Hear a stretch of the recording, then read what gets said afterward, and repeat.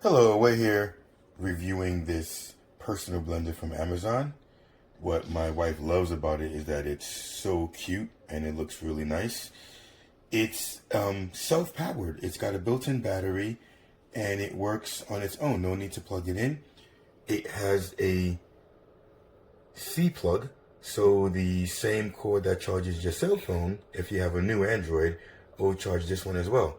We have some strawberries, frozen strawberries, and pineapple in here, which is quite a test for a blender of this size. So let's see how it works.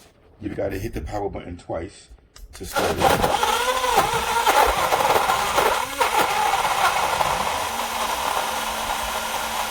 Wow, it actually works.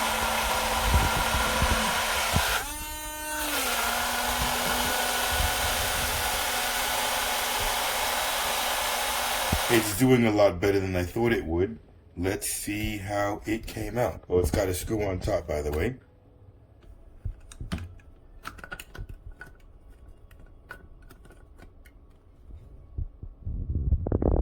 And it looks reasonably well blended for something of this size. Let's pour out. You should probably drink it first.